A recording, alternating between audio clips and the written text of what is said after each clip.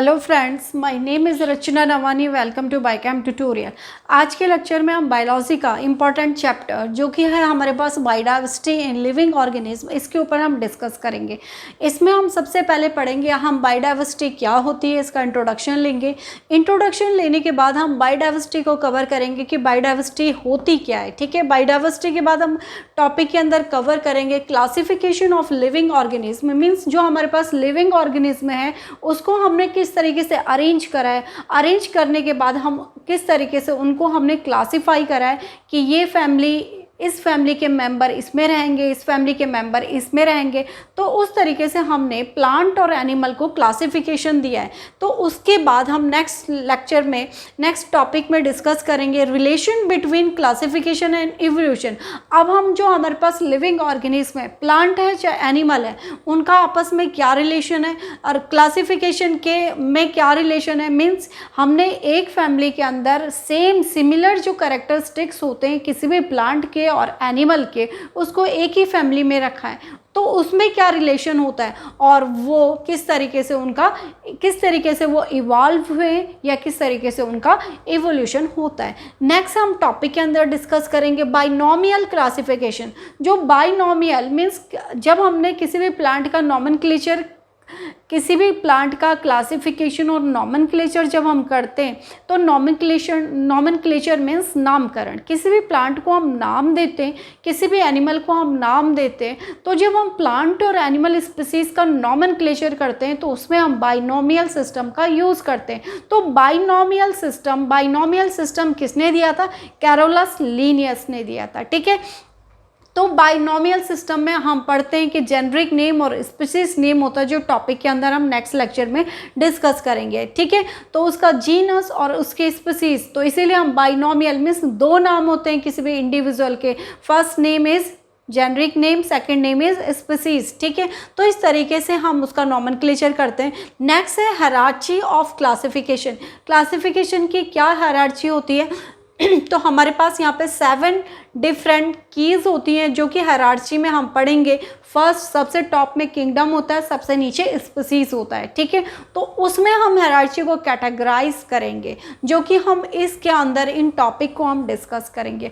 उसके बाद हमारे पास ये इंपॉर्टेंट है कि हम 5 किंगडम क्लासिफिकेशन पढ़ते हैं। क्लासिफिकेशन किसने दिया था? कैरोलस लीनियस ने। ठीक है, तो हम हमारे पास 5 किंगडम जो हम क्लासिफिकेशन पढ़ते हैं, लेकिन 5 किंगडम कैरोलस लीनियस ने क्लासिफिकेशन या फादर ऑफ बाइनोमियल सिस्टम कहते हैं हम लीनियस को। तो क्लासिफिकेशन हमारे पास 2 किंगडम सिस्टम ऑफ क्लासिफिकेशन आता है, 3 किंगडम, उसके बाद 4 किंगडम आया। लेकिन हम क्या पढ़ते हैं इस समय? सबसे एडवांस क्या है? 5 किंगडम क्लासिफिकेशन। 5 किंगडम क्लासिफिकेशन हम यहाँ पर पढ़ते हैं। तो 5 किंगडम क्लासिफिकेशन में फर्स्ट मोनिरा, जिसके कि हम डिटेल स्टडी करेंगे। सेकंड प्रोटिस्टा, इसकी भी हम डिटेल स्टडी करेंगे। थर्ड है फंजाई, इसकी भी हम डिटेल स्टडी करेंगे। फोर्थ है प्लेंटी, इसकी भी हम स्टडी करेंगे। और फिफ्थ है आपके पास एनिमेलिया। तो ये सबसे मोनिरा में हम यहाँ पे हम बता दूँ, मोनिरा में हमारे पास कैसे ऑर्गेनिज्म होते हैं? यूनिसेल्यूलर।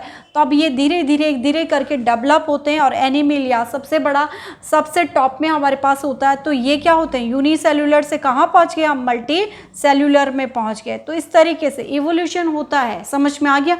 तो इस तरीके से हम बायोडाइवर्सिटी पढ़ते हैं। अब यूनिसेल्यूलर में आए हम, ठीक है, उसके बाद हम प्रोटिस्टा में आए, फंजाई में आए, सैप्रोफिटिक इन नेचर होता है, सेप्टेट बॉडी होती है, ए सेप्टेट होता है। प्लेंटी में आ गए एंजियोस्पर्म, जिम्नोस्पर्म पढ़ा हमने। एनिमेलिया में आ गए वर्टिब्रेट, इनवर्टिब्रेट, सब हमने डिस्कस करना है इसके अंदर, तो जो कि हम नेक्स्ट लेक्चर में डिस्कस करेंगे। आज हमारे पास, अब हम जानेंगे कि बायोडाइवर्सिटी होती क्या है। तो आज आपके पास ये चैप्टर है बायोडाइवर्सिटी इन लिविंग ऑर्गेनिज्म, ये सारे इसके कंटेंट हैं जिसके बारे में आपको नॉलेज थी। लेकिन हम फर्स्ट टॉपिक को डिस्कस करेंगे यहाँ पे, बायोडाइवर्सिटी होती क्या है। बायोडाइवर्सिटी, तो बायोडाइवर्सिटी क्या होती है? जब बायो मीन्स जिसमें लाइफ होती है, लाइफ किस में होती है, प्लांट और एनिमल में, जो लिविंग होते हैं उसी में लाइफ होती है, तो उसको हम बायोडाइवर्सिटी, बायोस मीन्स बायोडाइवर्सिटी जो वर्ड है दो शब्दों से मिलके बना है, बायोस प्लस डाइवर्सिटी, बायोडाइवर्सिटी। तो BIOS is a Greek word, bio क्या है हमारे पास, बायोस ग्रीक वर्ड है, तो बायोस का मतलब होता है लाइफ, ठीक है। तो लाइफ किस में होती है, प्लांट और एनिमल में लाइफ होती है, ठीक है। तो डाइवर्सिटी मीन्स विविधता। अब आप पूरे इस ब्रह्मांड में देख रहे हो, वर्ल्ड में देख रहे हो, डिफरेंट टाइप्स के प्लांट्स और एनिमल हैं, क्या हम सबका नोमेनक्लेचर कर सकते हैं या सबके नाम आपको पता हो सकते हैं? तो इसके लिए हमने एक सिस्टम बनाया जिसको कि हम नोमेनक्लेचर सिस्टम कहते हैं, ठीक है। और सिस्टम बनाया, हर जो हमारे पास जो नॉन स्पीसीज है उसको हमने नाम दिया, उसका हमने नोमेनक्लेचर किया। नोमेनक्लेचर करने के बाद हम ये भी पढ़ते हैं कि ये इस ऑर्डर में आता है, ये फैमिली में आता है, उसके लिए कुछ की फिक्स करी है, तो हम बायोडाइवर्सिटी में ये पढ़ते हैं। बायोडाइवर्सिटी में हम ये पढ़ेंगे कि हमारे पास जो वैरायटी ऑफ लिविंग ऑर्गेनिज्म की क्या होती है, वैरायटी होती है, बहुत सारे लिविंग ऑर्गेनिज्म होते हैं, ठीक है। लेकिन कुछ लिविंग ऑर्गेनिज्म ऐसे हैं जो कि हमें पता भी नहीं है, कुछ समुद्र के नीचे होंगे, कुछ प्लांट और एनिमल स्पीसीज ऐसी होगी जिनके बारे में हमें नॉलेज नहीं है, उनका नोमेनक्लेचर नहीं हुआ है, कुछ विलुप्त हो गए हैं। तो variety of living organism found in particular area, जब कोई भी लिविंग ऑर्गेनिज्म की जो वैरायटी होती है किसी पर्टिकुलर एरिया या रीजन में पाई जाती है उसको हम बायोडाइवर्सिटी कहते हैं। और हर पर्टिकुलर एरिया या किसी पर्टिकुलर रीजन में पाई जाने वाली जो प्लांट होते हैं और जो एनिमल होते हैं, हर जगह अलग अलग प्लांट और एनिमल स्पीसीज पाई जाती है, इसी को हम बायोडाइवर्सिटी कहते हैं। सपोज हम बात करें किसी एक जगह पर, अमेरिका में दूसरी प्लांट और एनिमल स्पीसीज अलग पाई जाती है क्योंकि वहाँ पर इन्वायरमेंटल कंडीशन क्या है, दूसरी है। अगर हम बात करें साउथ अफ्रीका में तो वहाँ पर वेजिटेशन दूसरी होगी क्योंकि उसका जियोग्राफिकल जो एरिया होगा, इन्वायरमेंटल जो कंडीशन होगी वो डिफरेंट होगी, तो उस हिसाब से वहाँ पर वेजिटेशन होता है या प्लांट और एनिमल का हैबिटेट होता है, इसी को हम बायोडाइवर्सिटी कहते हैं, ठीक है। तो बायोडाइवर्सिटी जो हमारे पास होती है 1.7 to 1.8 जो मिलियन स्पीसीज है हमारे पास, वो हमारे पास प्रेजेंट टाइम में हमें इनकी नॉलेज है, ये हमारे पास नोन है, इनका हम नोमेनक्लेचर कर चुके हैं, तो इसको हम बायोडाइवर्सिटी कहते हैं।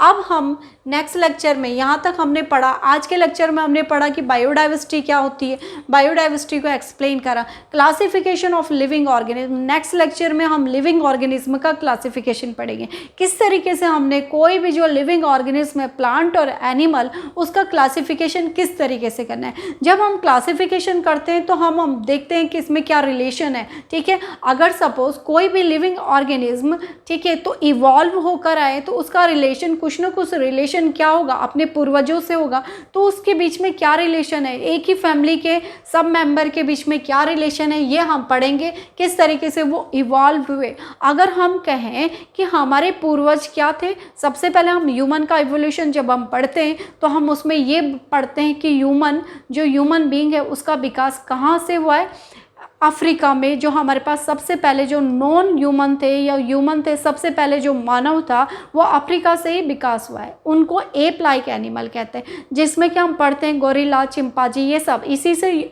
आधुनिक मानव का विकास होता है।